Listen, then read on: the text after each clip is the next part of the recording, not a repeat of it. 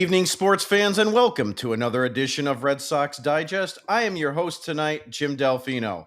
Before we get started, I gotta say, if I had $1 for every time the Sox managed to pull out a tight loss in mid-September, I'd be able to pay the luxury tax by myself. Seriously, this team finds new ways to make you lose your mind. You think you've seen frustration? Buckle up. Joining me tonight is Nick Face. Nick is like the human embodiment of a Twitter argument. You ever see him during a Red Sox loss? He's pacing his living room like a dad trying to fix a Wi Fi router during the Super Bowl. He's firing off tweets, paragraphs long, and yelling at strangers named Yankee fans 420. If passion won championships, Nick would have 10 rings by now. Unfortunately, the Sox just have Weisert's blown saves count. And also joining us tonight is Thayer Doyle. You know Thayer's the guy who shows up to Fenway with a notebook, a red pen, and grades the team like it's a midterm exam. Duran, C minus. Forgot how to run the bases. Bregman, see me after class. And God forbid someone doesn't bunt correctly, Thayer will be giving you a 45-minute lecture on fundamentals while his kids are in the back seat begging him to just put on the damn radio. Let's get into it. Your Boston Red Sox are now 83-70 on the season after blowing a series with the Sacramento A's. And I stress the word blowing. A team without a town. And of course, the Sox make them look like the 98 Yankees. Top of the first, Bayo on the mound. This was fun. First batter, double. Second batter, boom, home run. 2-0 Oakland, Sacramento, before people even sat down with their beers.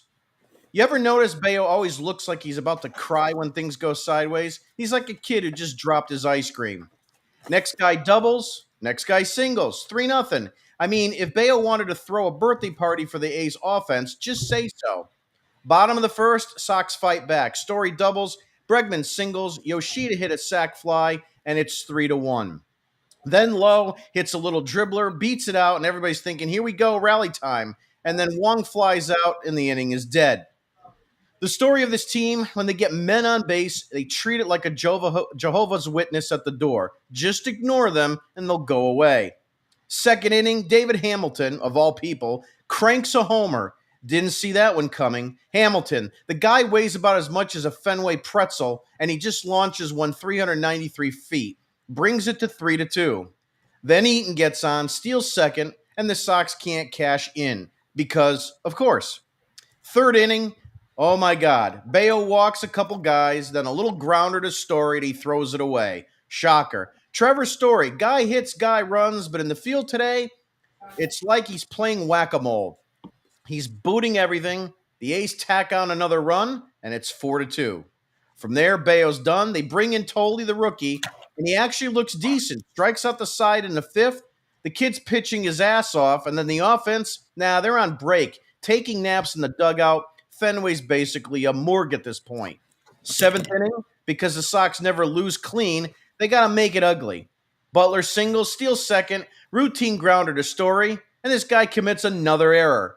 Another one. Dude's glove has more holes than the plot of a Fast and Furious movie. Run scores 5-2, crowd booing, rightfully so.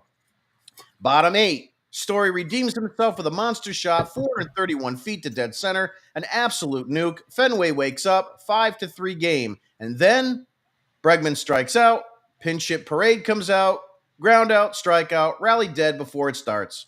Ninth inning, last chance, 3 pinch hitters, Navarez, Refsnyder, Sogard, they all go down like a Jenga tower in an earthquake. Game over. A's win 5-3. So yeah, you just lost 2 of 3 to the Sacramento freaking Athletics, a team that's basically a traveling AAU squad in Major League uniforms. I swear, rooting for the Red Sox sometimes is like dating a magician. You think something good's about to happen, and then poof, nothing. Just disappointment and a $200 bar tab. Now, it's time for Nick Face's Word of the Day. And now it's time for Nick Face's Word of the Day. I have a lot of words to say for this day, but before I get to that, there were two things that I wanted to mention from Jim's opening monologue that he went over. Two thoughts came up. Number one, you referenced me pacing and going crazy back and forth during a game. I just want to let you know that did happen today, and it reminded me today of myself throwing middle schoolers out of my store for misbehaving after the Red Sox lost. So, true story, Jim. I don't know if you had the camera footage and all, but it got pretty ugly where the cops also got involved today because I had enough. I don't know if I called the cops on the kids or the Red Sox. That's still debatable. Number two, you mentioned Thayer's opening here and his reference on his things that he does with middle school and school. And all I could think of right here was a famous principal back in the day from television named Mr. Belding. Hey, hey, hey, hey, hey, what is going on here? That's how I feel right now on your lovely Red Sox. Now for the word of the day. Earmuffs, kids. Earmuffs. This is adult language here. Adult language. We're getting into the nitty gritty here, so it's all coming out. My word of the day is dumb fuck. And that is your manager of the Red Sox. Because I want to go over what he said post game to the media. He was asked about the Red Sox This used to be being. a family show. It's not anymore. Too bad. We are 1.5 games up on the Guardians for the third wild card. He brought up the 2021 Red Sox and he said, "We've been there, done that. I'm not worried." 2021. Well, dummy, you had proven major league caliber players on that team. This is my fourth show now in a row referencing 2021 with having players of the names of Raffy Devers, Xander Bogaerts, JD Martinez. Your amazing trade deadline acquisition. Can you believe it, guys? Kyle Schwarber was on this team in 2021. Holy crap, they did something. Oh, that's right. Unlike this trade deadline of 2025, Dustin May. That's how I feel right now. I've just had it. I've had it with the comments. I've had it with the organization. I'm done. I've been done. I hardly watched the game, truthfully, today. I'm going to be completely honest with you. I was so busy doing other things that I needed to pay full attention to. I was watching a little bit from my phone. I was not interested. I did not care because that's what the organization doesn't care about. They didn't want to improve their team. So why am I going out of my way on a Thursday afternoon when I'm busy grinding and making all I can out of my day when they can't do anything? They can't even win against the lowly Athletics. I know it's 83 point whatever percentage that they could still make a playoff spot. And the Guardians have 26.1. We went over this before the show. But you know what, guys? I don't want them to make it. If they make it, the ownership and the organization is going to say, "Oh, well, guess what? We made the playoffs this season, whether it was one game or not." And they're going to say, "All is good. Cora's back. Fatsy's back. The whole crew is here. We're fine. Don't worry about us. Fasten your seatbelts. It's going to be the same crap all over again for the next 2-3 seasons." I need immediate change. I've had it. I don't like a lot of these players on this team. This is not the Red Sox that I have grown up with. I'm done. This is worse than the 92, 3, 4 crapola that we had back then. It is. I was grateful to see the Mo Vaughn era, when he was there from 97 all the way up to 98 and everything. I was grateful to have Nomar when they made the playoffs in 98 and 99. We went through some turbulence, obviously, from 2000 to 2002, but then that light at the end of the tunnel started to hit. The 2003 team started to do things, and we almost got to the promised land in 04, etc. I can't take this organization seriously anymore. Not with the ownership, not with what they do. That's it. So, yep, word of the day was, you know what it was. I'm not repeating it again because that's foul language, but it needed to be said. And that really felt good. I needed to vent a lot. So there you go. Nick Face's Word of the Day is brought to you by Fenway Tums, the official antacid of Red Sox Nation. Whether it's extra innings, bullpen walks, or blowing a lead in the Oakland A's, chew two and scream louder. Fenway Tums, because heartburn is part of the game. Fair your opening takes and reactions to this debacle. All right. So, Nick, I got to say, um, clearly, I know how you feel. Dealing with adolescence, I think I kind of get it. The way you feel about the Red Sox, now I know why you called the cops on the middle schoolers, because you're dealing with the sort of the same sort of behaviors. I had a very long day. You guys don't want to see it again. I have had a very long day. That was horrific today. Horrific. So, well, we'll start with, and I won't be quite as vulgar. As I'm sitting here thinking about the Red Sox, I need to paraphrase the great Ferris Bueller. And the Red Sox are so tight that if you stuck a diamond up their butt in 2 weeks, a piece of coal in 2 weeks, you'll have a diamond. These guys, they're so tight. We've been watching them all year long. The inconsistency, their inability to really, perform at certain times, and at other times they look like they're world beaters.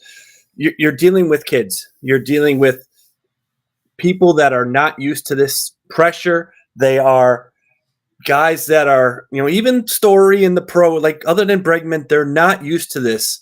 And you're seeing it. Everything they do, they're so tight. They're so wrapped up in it. The pitching, unlike the collapse in 2011, the pitching has been okay. Bayo and Giolito, I think, are spent. They are giving every effort they have, but they are hitting innings marks that they have never hit before. And that's sort of part of their problem. Bayo wasn't great today. Giolito wasn't great yesterday, but they battled through. The thing that's killing this team is the fact that nobody can hit. Not a single one of them. And every time one of your pitchers goes out, they have to be perfect. If they feel they have to be perfect. And the minute something goes wrong, they're in trouble. Defensively, they feel they have to be perfect. Story suddenly is throwing the ball away all over the place. He never did that all year long.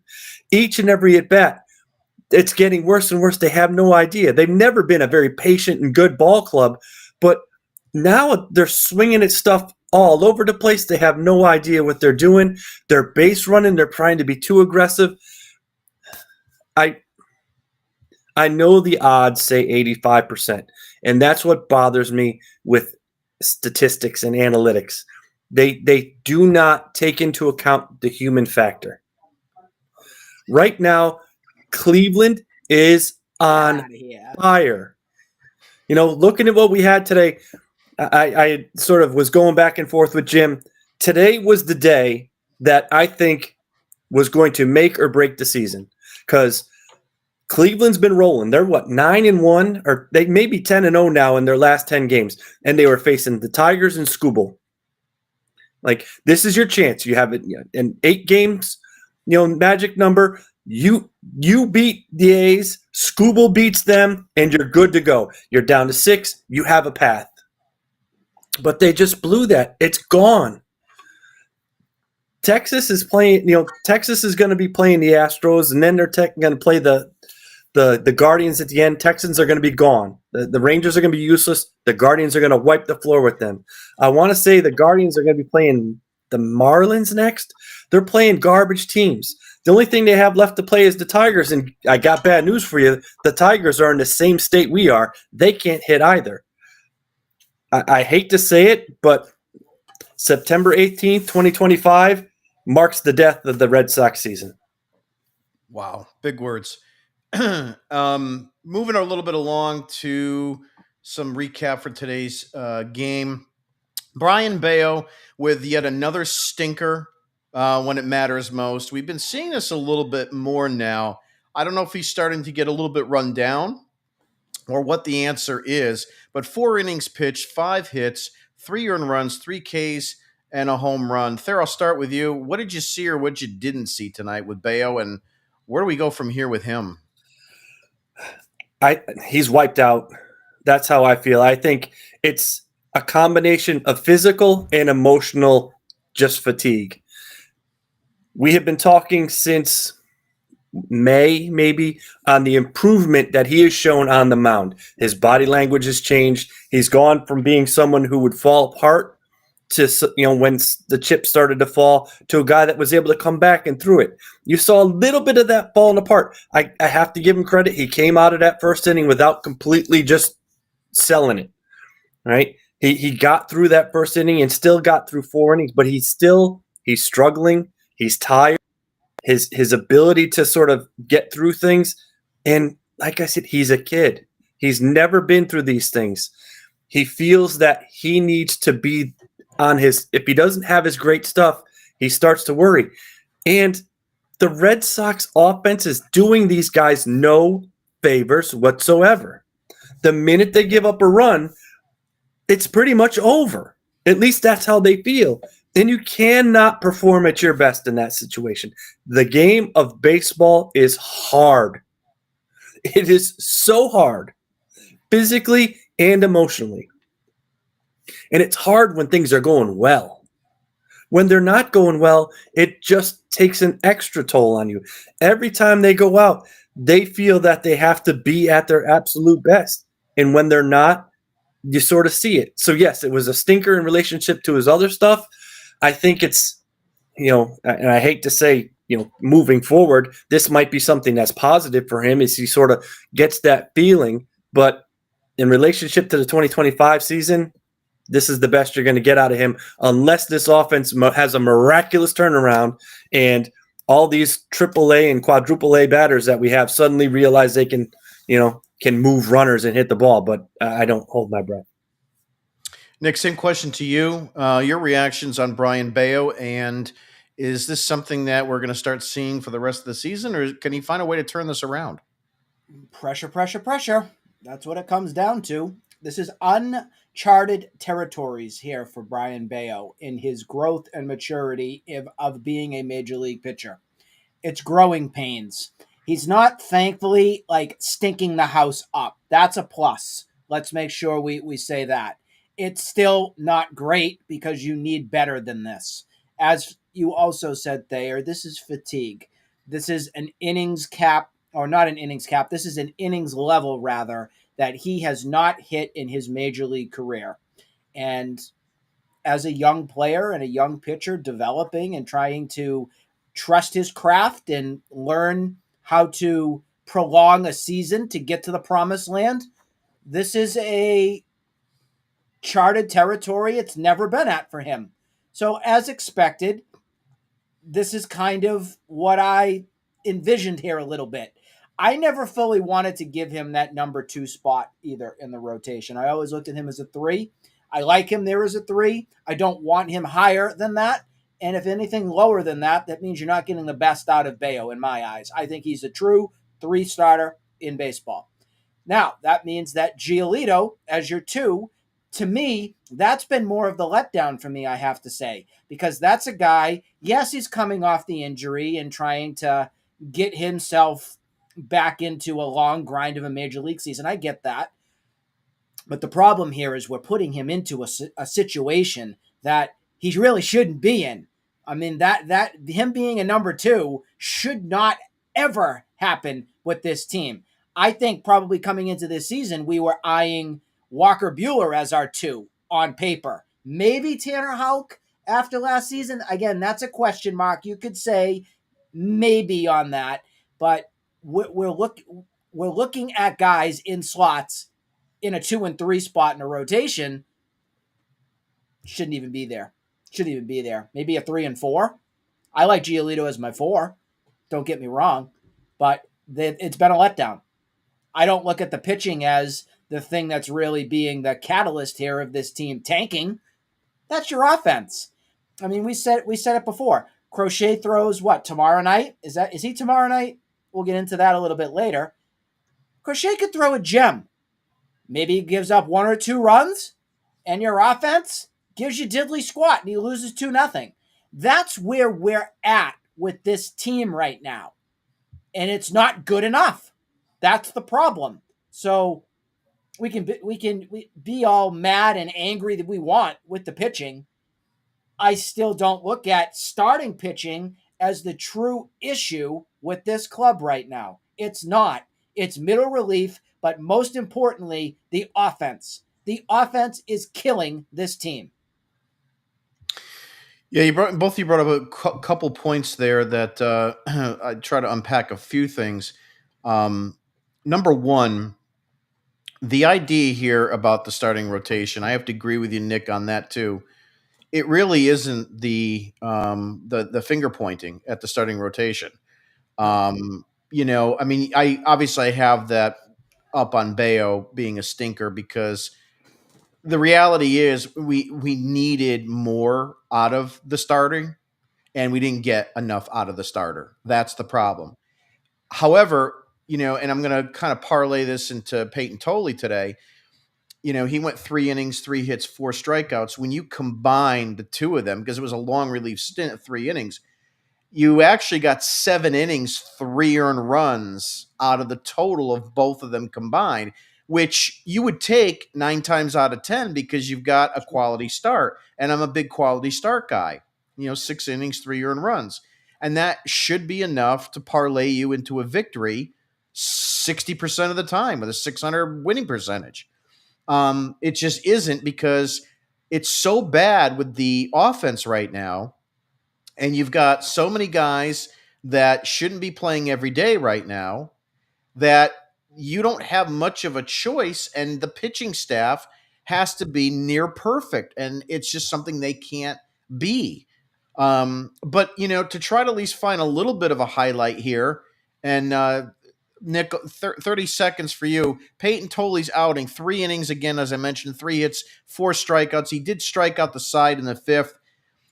I'm starting to think that, and this isn't just because of this outing, but I'm wondering if he might be a guy that could be a bullpen piece moving forward. And I'm not saying just for this season, maybe even moving forward down the road. What are your thoughts? I think if we look at him more so in a bullpen role, we're hurting ourselves in the long run. Because I do think over the long haul here, with his growth and development, he could be a very good starter. He's very young still, too. So I want to give him more development here. He really hasn't had any time in Worcester either, guys. He really hasn't. I mean, he had a snap of the fingers and got thrown up here because we don't have any other depth options to have. I didn't love his Arizona start, don't get me wrong, and that's why he ended up to the bullpen. But the first start was very promising. I think he's got good stuff. If you ask me who I like better, Conley Early or Peyton Tolley, who do I rather in the rotation? I'm going Conley Early. I mean, his results have proven otherwise that he's looked tremendous since he's come up here. So I give him the upper edge right now. But if you can have some sort of a depth piece in your pen, at least for the immediate, that can get the job done. This was one of those today that said to me, okay, we don't have to put our trust all the time into, a Chris Murphy or Greg Weissert or Justin Wilson. Peyton Tolley now can show that he can get it done. So that it was promising.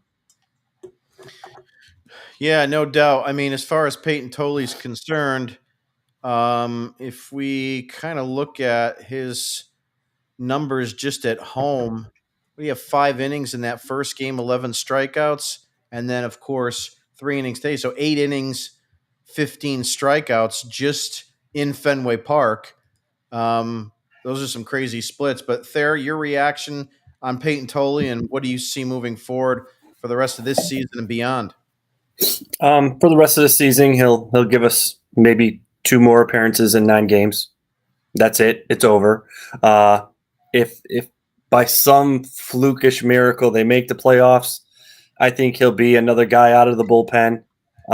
Just kind of, and that's all they need him to do. I don't think they want to put the pressure on him to start. I think you're sort of seeing that when he, the last couple times he doesn't have enough quality pitches in those secondary pitches to be a starter right now. They're simply bringing him up. I think it's him being here in the long run, I think is going to be beneficial for him as a pitcher. I think just being around this atmosphere is going to be good. I think him being in situations like today where it mattered and he pitched well and saw success is going to be good for him. They don't need to stretch him out. He doesn't need to be the starter. I think next year, I doubt he will start the year with the Red Sox, but I can see him being someone that they bring up kind of like an Anthony. It'll be, the season will get going when Tolley gets here. They're going to give him some time in Worcester. They're going to let him develop, over the winter. It's going to be all right, kid. You need to, develop a changeup and a slider or something like that. Use those secondary pitches. They'll bring him to the major league club in spring training. He'll get time there. They'll start him in Worcester and hopefully sort of hone those skills and those pitches to really be much better.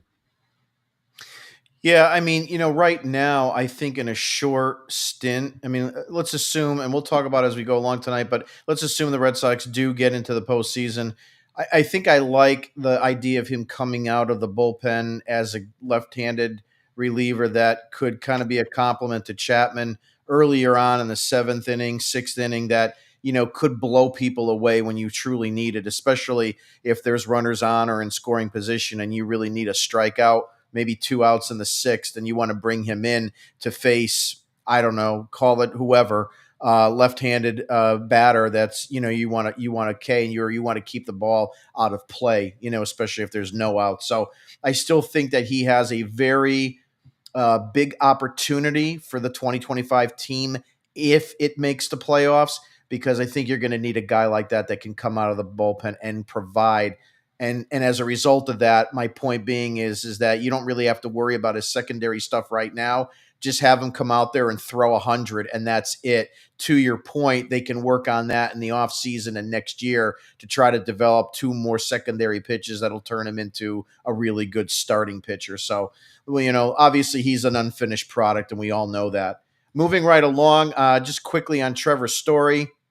2 hits today, 2 runs scored, a homer, 2 errors, got his 31st stolen base on kind of a defensive indifference yesterday, and then wound up getting caught after that in the next time he tried to go, which Nick, you and I texted. I think that was kind of like him just being a little bit greedy at that point. But, Nick, to start me off really quickly on Trevor's story, you think did he just rush it today? I mean, was it just too much going on with the mental side of things? What are your thoughts?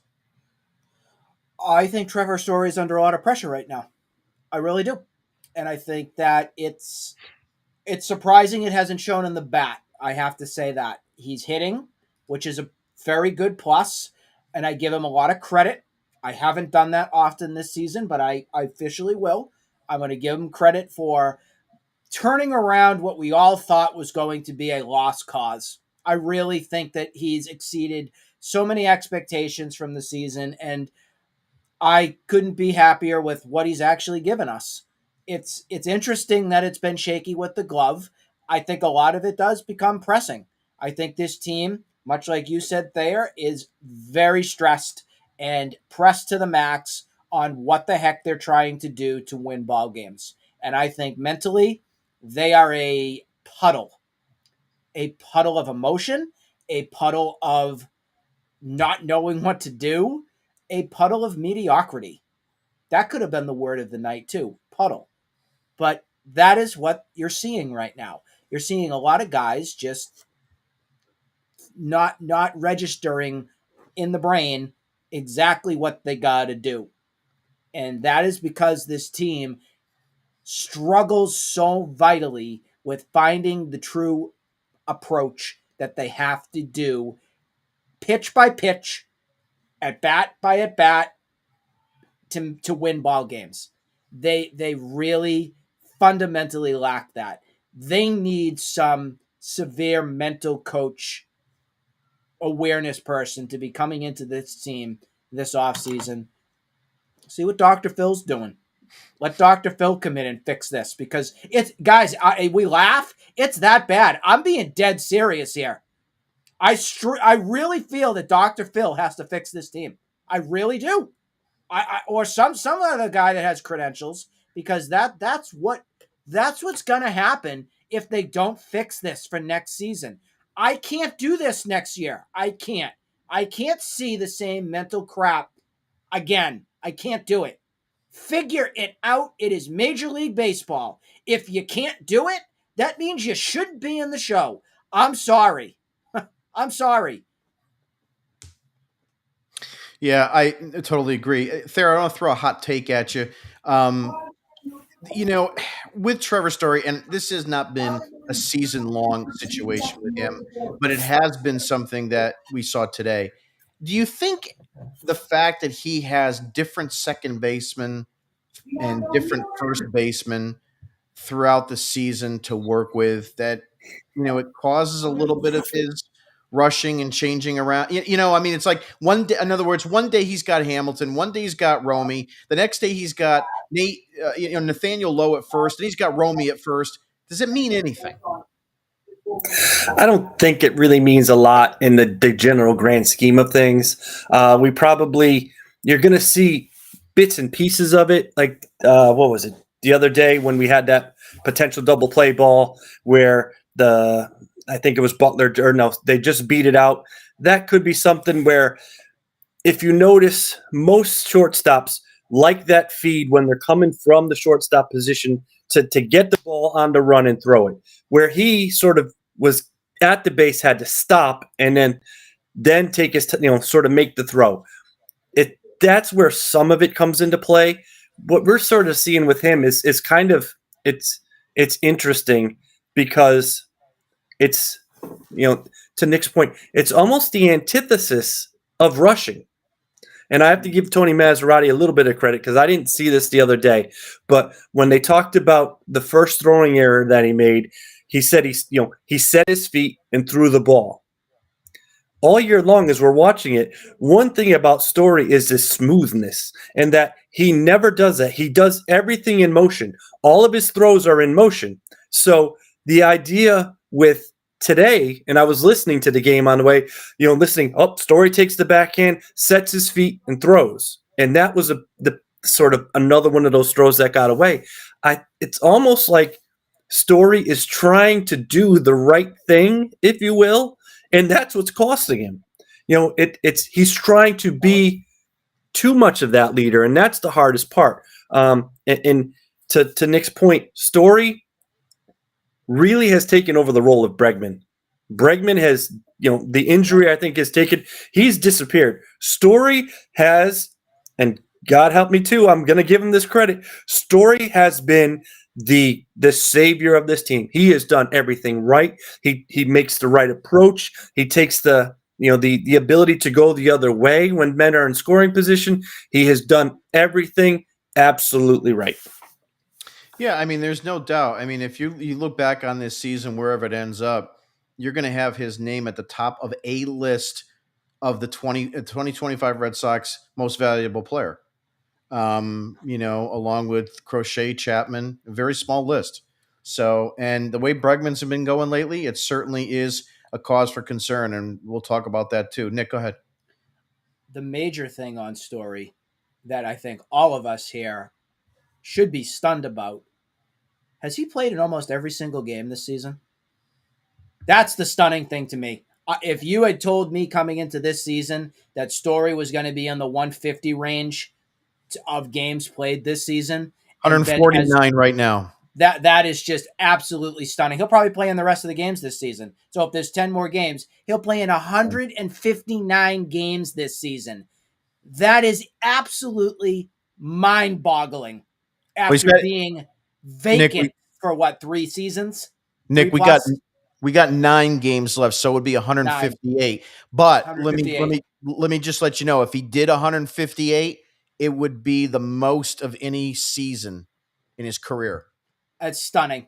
No way would I have put that in writing coming into this year. That is the most stunning statistic out of anything. And I don't love statistics, much like you said, Thayer, as well, too. That is Iron Man-like for him. And I give him all the kudos in the world for recovering recuperating and getting himself back to being a major league player. That's just awesome to see, and kudos to him. Well, here's a couple other statistics that probably you wouldn't think about. This is his age 32 season, right? So 31, 30, 29, 28, 27, 26. He has not hit more than 24 home runs since his 35 home run campaign at age 26. So this is he's had 27, 24, 37, 35, 11, 24, 16, and 3 and 2, and now 25. So you haven't seen this kind of power production out of him, since 2021 when he was still with Colorado. Additionally, he has never had a season where he's stolen 30 bases. Mm-hmm. This is something probably you guys, I don't know if you knew that or not. His major years, 27, 23, 15, 20, 13, and 10. Last year was 6. So this is a really complete turnaround for him as it relates to the stolen bases and the home runs. So, and tack on 154 hits.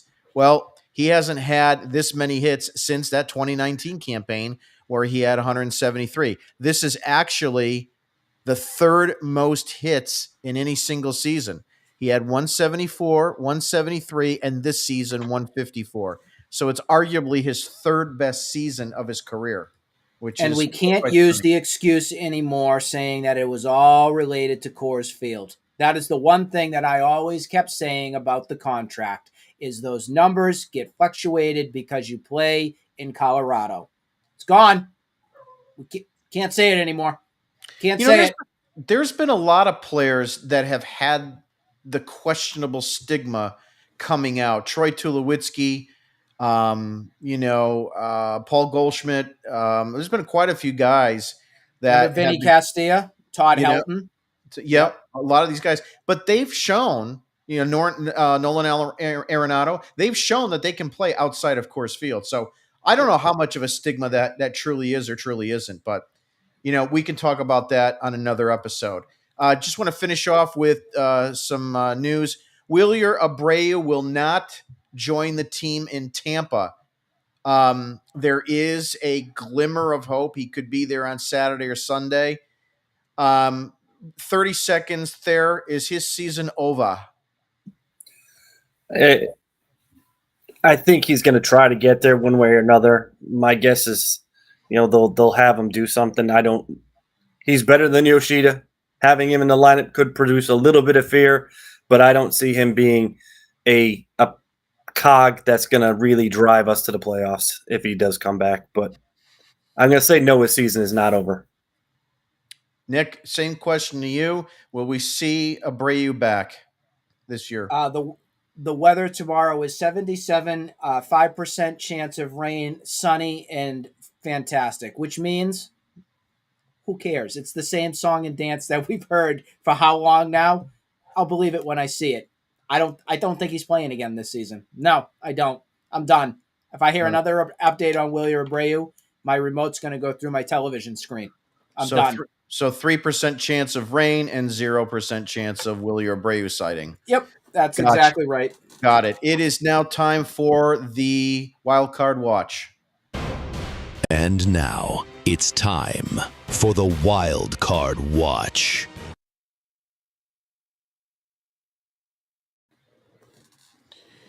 Okay, so Wild Card Watch is brought to you by Fenway Eye Care. Because if the Red Sox had better vision with runners in scoring position, we wouldn't be sweating the wild card in the first place. Get your eyes checked, boys. 0 for 7 with runners in scoring position is a cry for help. I'll put mine on, too, for this segment. So here is some updated wildcard standings as I did this afternoon. So bear with me if it's not 100% on every little thing. You guys can chime in if there are any mistakes. But we have 9 games left remaining on the schedule. 3 against Tampa, Toronto, and Detroit. Again, no easy task here. Obviously, we can forget about the division. We can basically give up on the first or second place seeds too, because at this point right now, it's panic mode to make the playoffs. So I want to go over a few talking points And I'll open it up to you guys.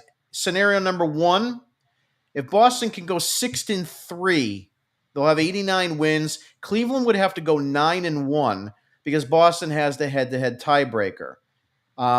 The odds of that happening are probably low unless the Guardians become the 27 Yankees. Scenario two, they go 5-4, so one less win, one more loss, 88 total wins. Cleveland would still have to go 8-2 to get 89 because of that tiebreaker. They're hot, seven straight. They're 9-1, but sustaining that is pretty tough. Scenario three, they go 4-5, 87 wins. Cleveland now only has to go 7-3, which is doable. And then scenario four is a collapse of 3 wins. Boston would have 86. Cleveland would only have to go 5-5, 500 for the remaining 10 games that they have, and we have 9. So, Nick, I'll start with you. So those 4 scenarios: 6-3, 5-4, 4-5, and 3 or less. Bottom line here: you've got Crochet tomorrow night. You've got Crochet at least one more time. Can they make it to the finish line? Is my question. No, it's going to be 3 or less wins. I can't see any wins coming out of this team with this lineup. I'm going to say it again. Crochet could throw a gem tomorrow. 2 runs or less given up. Who's going to get the job done in the lineup? I have no faith in any of them. Trevor Story, I guess you can say, hopefully he continues to hit, but they're all streaky. You don't know what's going to hit. Somebody could have a bad back sleeping on the plane tonight in Tampa and just tailspin out of control and be horrible. You don't know what you're going to get. Durant could strike out in all sorts of new fashions over this road trip. You have no idea. Toronto's going to kick the crap out of us. I don't see one win coming out of that. If you want to salvage something, maybe you sneak a win out here with Tampa. But you know what I look at here, which is funny? Remember when we swept the Yankees? What was that, in early August or July? I forget when it was. The Yankees pretty much kicked our butt this past time when they were here at Fenway Park. They took 2 out of 3. Well, the Red Sox swept the Rays early on, and that was when all the fun was starting with the Sox, when they had the 4-game sweep against Tampa. We had the 3-game winning streak against the Nationals, and then the 3-game winning streak against the Rockies. That was our highest point of the season. Guys, if we took those 10 wins away from this team, we aren't having a conversation about anything related to a playoff team right now. That 10-win thing, screw you, David Hamilton. It's ruined and gave everybody false hope with this team. Especially him upstairs on my head. That is what has been the catalyst here for driving all of us insane August and September because of what you did in July. Great what you did in July. I think all of us knew deep down this was not going to be sustainable. It wasn't. Not with the roster that was assembled. Not with the injuries. Not with any of it that was going on. No way. You were beating up on crap teams. And good for you for getting the job done. But right now, it's pressure time. And you need to take care of business. And they aren't getting it done. I don't see how this team can win over 3 games the rest of the season. I really don't. I'm not trying to be negative. I'm not trying to be a jerk. I'm not trying to do any of it. I'm just telling you how I feel, what I see, and what is going on with this team. If you can barely beat the A's, how in the living hell are you going to take anything out of the Rays, anything from the Blue Jays, and then anything with the Tigers, even with them struggling? No way, no how. It's not happening. Thayer, what's your thoughts for the remainder of the season? Are they going to get in, or are they not going to get in? I don't think they're getting in. I agree with Nick. As I said earlier, I sort of ran it out last night, this morning, and they needed to win 3 of 4 against the Rays in the last game of the A's, and they needed Skubal to beat Cleveland, and he didn't do it, and we didn't do it. That means we have to sweep the Rays. Okay, you have Crochet tomorrow, give you a win. Then you have door number 2. Who is it? Harrison, I think, is now who they're saying is going to start. So let's go with Harrison. He's going to give you 4 innings at most if you're lucky. Then you Soft. have to bring in then you have to bring in your underbelly of the bullpen. Toast. Then you're going to have, Early go. Okay, Early's been pitching very well. Do you believe that a kid making his 3rd major league start is going to continue to pitch at the level that he is?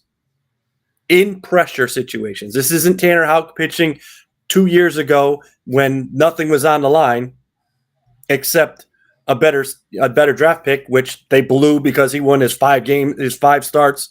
But that's a whole nother story about how the Red Sox screw everything up. But that's kind of how they're not going to get that. So I say they probably win one of these games. Maybe they get 2 from the Rays. Then they're going to go into the Jays and they're going to get blasted. The only positive thing is you're going to have Bayo and Giolito, but those guys we've seen what's going on. They're struggling. And you know that even at their best, they're going to give up runs to the Jays, and we cannot score. And then you're going to go to Texas, and Texas is going to need it because Texas is just like us. They are starting to struggle. They are close to losing. I don't think they're getting the number 1 seed, but they're going to be looking at possibly having to play in that number 3 game because Seattle's starting to roll too. So I do not see us getting the necessary wins, and I just don't think Cleveland is going to choke. So people like to call me probably the most negative Red Sox fan on Twitter, and rightfully so, because I've been pissed off for a number of years that the Red Sox should be doing better than they have been over the past number of years, 6 years, let's call it. People ask me all the time, how can you be so negative? Yeah, you live your whole life like that? No. Okay, if you talk to me back 6-7 years ago or in the early 2000s, I talk to Thayer all the time. We always try to figure out ways and spent our whole freaking lives watching this team. Nick too.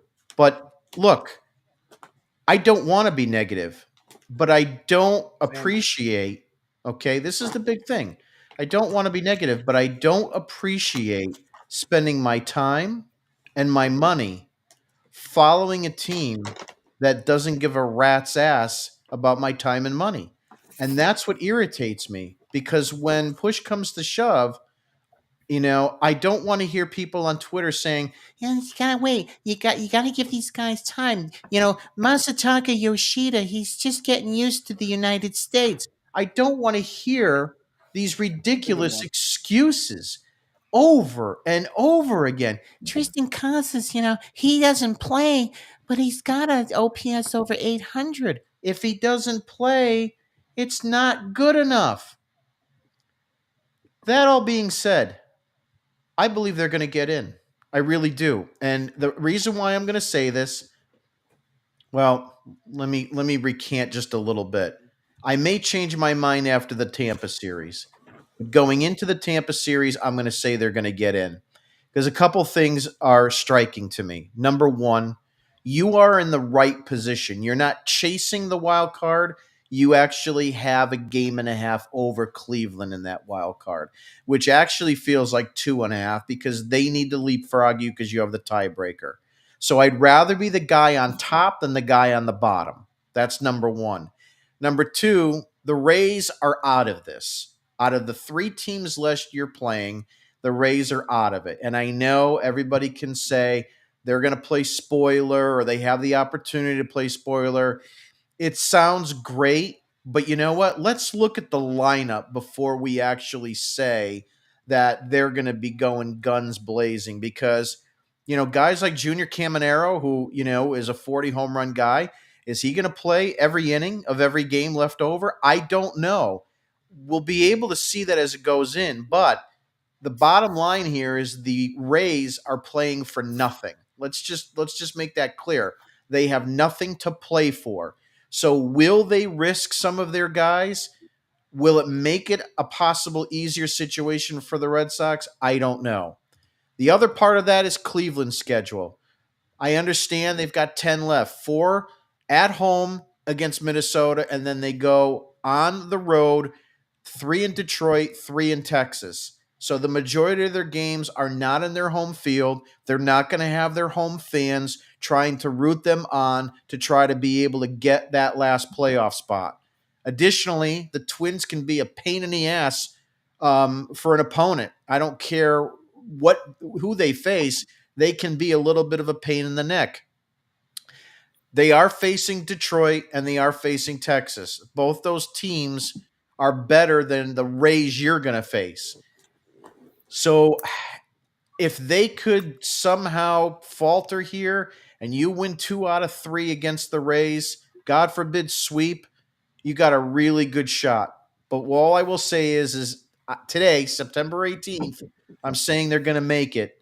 I may change my mind after the Rays series because then the last 2 teams you face are vying for the best record in baseball, and that's a big thing when it comes down to having the bye and so forth. So today, I say they're going to make it, but talk to me Sunday night. It may be different.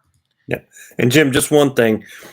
You're right. I think the doubleheader that they're playing on Saturday, that was what gave me a little bit of hope with this game today. Blowing that hurts.